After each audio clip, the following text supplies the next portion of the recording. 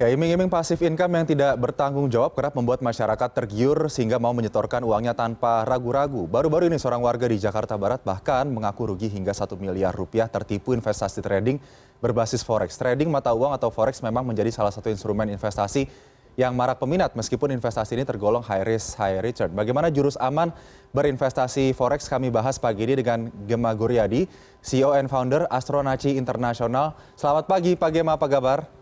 Selamat pagi, kabar luar biasa. Salam profit selalu. Luar biasa, salam profit selalu. Pak Gema, ini kalau kita berkaca terhadap informasi yang baru saja ada kemarin, banyak pemula ini yang tertipu oleh robot trading termasuk forex. Robot trading ini sebetulnya di kacamata Pak Gema, investor ini hal yang lumrah atau tidak sih Pak? Menarik ya, kasus ini menarik banget dan tolong harus dibedakan. Topik pembicaraan kita akan fokus kepada robot tradingnya. Karena ini kalau kita bicara tentang apakah benar mereka investasi bodong, ini dua hal yang berbeda. Karena ada misleading juga di sini. Nah kalau kita tanyakan apakah robot trading itu memang benar-benar ada dan bisa digunakan adanya. Jadi kita mengacu kepada nomenklaturnya. Robot trading itu termasuk bagian daripada automation trading management. Itu ada ilmu yang diatur atau ilmu yang dibukukan dan menjadi referensi pada saat Anda mengambil sertifikasi technical analysis dunia. Ya. Dan artinya sebenarnya robot trading itu dari yang awalnya trading itu manual dan adanya manusia get involved di sana, ini dicoba diminimalisasi melalui trading mechanism lebih disiplin melalui sebuah algoritma kita nyebutnya ya, itu melalui sebuah robot. Algoritma atau rumus yang biasa kita gunakan dijadikan otomatis atau yang kita sebut dengan automation trading melalui robot trading. Jadi awal mulanya sebenarnya konsepnya demikian dan itu apakah ada konsep seperti itu memang ada dan juga ada teorinya bagaimana mengotomatisasi trading system yang kita punya. Oke, lain halnya jika kemudian robot trading tersebut tidak terdaftar di bursa berjangka atau MEBEPTI, begitu ya Pak Gema?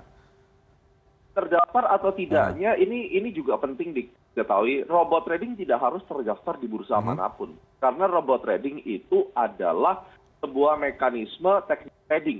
Nah di Indonesia seringkali ini kenapa? Karena robot ini seringkali memiliki partner oleh broker-broker yang mungkin legal di luar negeri sana. Dia tidak terdaftar di Bapepti, tetapi dia legal di luar negeri. Nah ini serta-merta langsung dicap karena dia dalam tanda kutip seakan-akan memperkenalkan broker dari luar, langsung dicap sebagai investasi bodong. Ini juga tidak benar sebenarnya. Jadi kalau misalnya kita lihat, misalnya kita sebut saja ya, robot berbasis sebuah indikator yang namanya mungkin Bollinger Bands. Nah, John Bollinger, penemu Bollinger Band, misalnya katakan saja dia yang menciptakan robotnya, lalu kemudian karena robot itu digandeng oleh partner di Indonesia, bekerja sama dengan broker luar negeri, lalu dilabel sebagai investasi bodong, itu kan tidak fair dan tidak benar. Jadi bagian ini tuh terjadi sebuah misleading yang sangat besar sekali, karena sudah menghubungkan antara trading system itu sendiri dengan brokerage, dan ini dua hal yang tidak ada hubungannya karena bagaimanapun yang namanya robot trading itu tetap membutuhkan platform brokerage untuk bisa menjalankan sistemnya. Yang menjadi masalah, tidak semua broker itu mau brokernya itu dipasangin robot. Karena apa? Sekali lagi, yang terjadi di dunia perdagangan berjangka itu yang ada di Indonesia, mayoritas adalah sistem perdagangan alternatif atau over the counter market. Di mana over the counter market berbeda konsepnya dengan IDX. Indonesia Stock Exchange itu investor ke bursa dan bursa yang mempertemukan penjual dan pembeli. Kalau di sistem perdagangan alternatif atau over the counter, penjual dan pembelinya itu bilateral. Jadi ada liquidity provider atau mungkin brokernya itu sendiri yang berkedok sebagai liquidity provider langsung trading berhadapan dengan investor. Sehingga apabila robot ini katakan robotnya benar-benar menghasilkan, maka kemungkinan besar akan ada kerugian yang cukup besar ditanggung dari bilateral ini. Nah, ini yang menjadi dasar kenapa banyak robot itu harus menggandeng broker partner yang mungkin sudah bekerja sama dan seterusnya. Oke, jadi mungkin yang menjadi pertanyaan selanjutnya, bagaimana kemudian investor yang pemula misalnya ini bisa tidak tertipu dengan adanya robot trading dalam hal ini yang berbasis foreign exchange, forex? Benar banget. Jadi untuk tidak tertipu, Anda harus tahu bahwa tidak ada di bawah langit ini, di planet bumi ini yang dikatakan bahwa semua bentuk investasi mau dia manual ataupun automation trading tanpa ada proses loss-nya itu tidak mungkin terjadi. Ya. Jadi pada saat Anda trading di pasar pun, mau trading komoditi, mau trading daging, trading ayam atau apapun, tetap saja ada yang namanya bisnis itu mengalami kerugian. Sehingga kalau ada robot yang berani mengklaim bahwa dia memiliki kemungkinan profit 1% sehari, 6% sebulan dengan kepastian 100%, ya, itu tidak mungkin. Apalagi kalau sudah dikatakan robot ini dikemas dengan konsep penjualan network marketing, terus kemudian digaranti 1 bulan bisa untung 10%, 20%. Dan memang ujung-ujungnya para developer robot ini bermain di situ. Ada mereka main di area abu-abu, nanti yang awalnya jualnya robot jadi penitipan dana. Nah ini sudah salah sekali.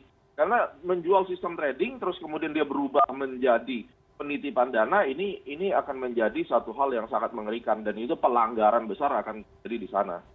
Oke, Pak Gemma, kita berbicara soal investasi di Forex ini kan yang tergolong juga high risk ya, karena volatilitasnya yang tinggi. Di masa pandemi saat ini, apakah waktu yang tepat sebetulnya untuk mengalihkan portofolio investasi ke Forex menurut Anda?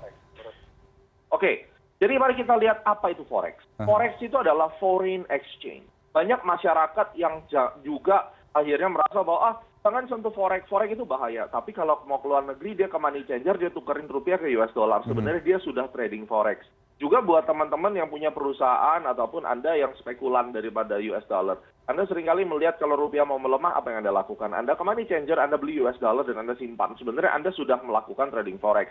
Nah, trading Forex itu bagus dilakukan apabila memang terjadi volatility yang cukup besar pada mata uang US dollar.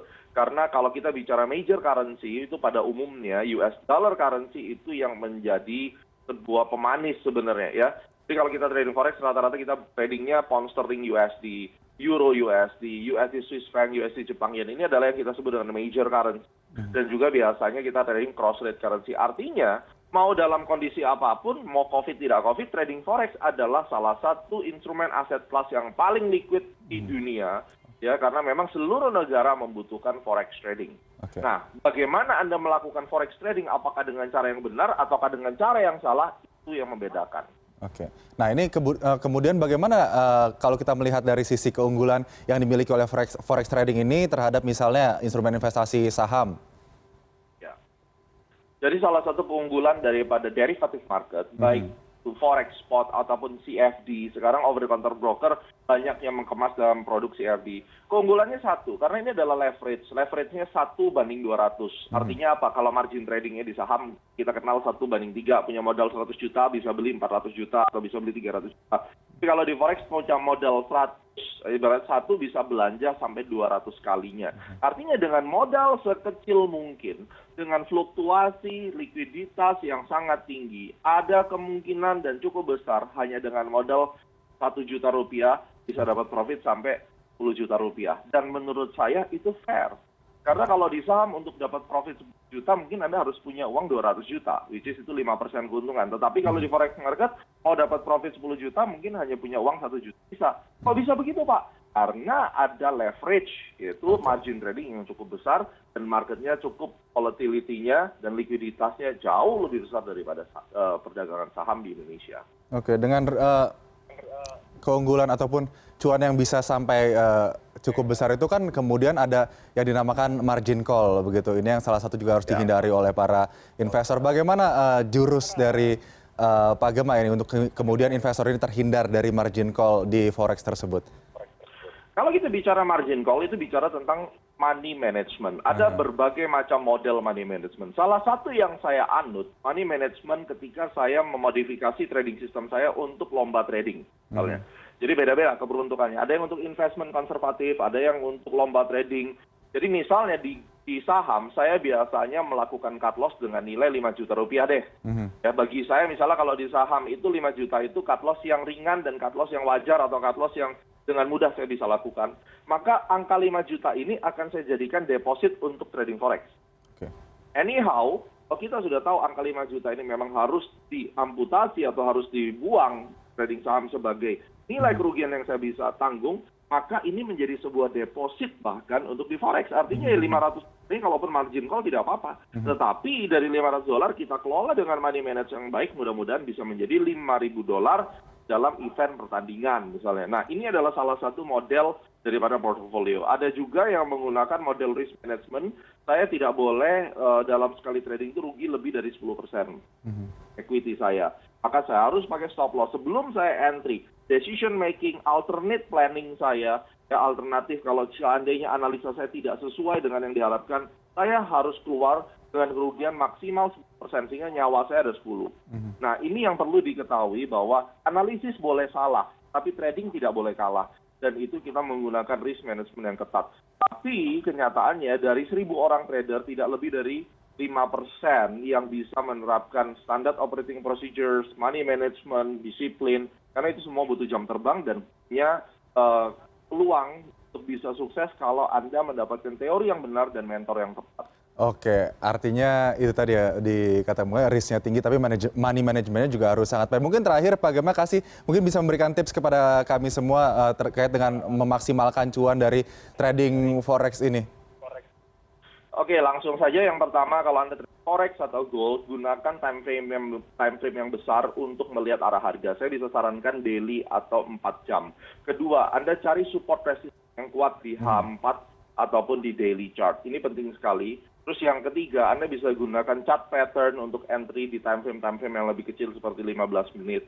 Yang keempat, sebelum Anda masuk ke market, pastikan Anda bisa tahu support resistance itu bisa menjadi titik stop loss yang baik dan benar seperti apa. Dan yang kelima, dalam perjalanan saya 14 tahun di market, ternyata ilmu astronaci yang menggunakan financial astrology dan Fibonacci ini sudah melahirkan ratusan trader yang berhasil di forex market dan bahkan mereka. Oke, Pak Gema. Ya, sepertinya sambungan komunikasi kami terputus, namun kita sudah mendapatkan ilmunya, tips-tipsnya dari Pak Gema Guryadi tadi terkait dengan bagaimana memaksimalkan cuan kita dari investasi foreign exchange ataupun forex. Terima kasih Pak Gema Guryadi, CEO and founder Astronaci Internasional sudah bergabung bersama CNN Indonesia Today pada pagi hari ini.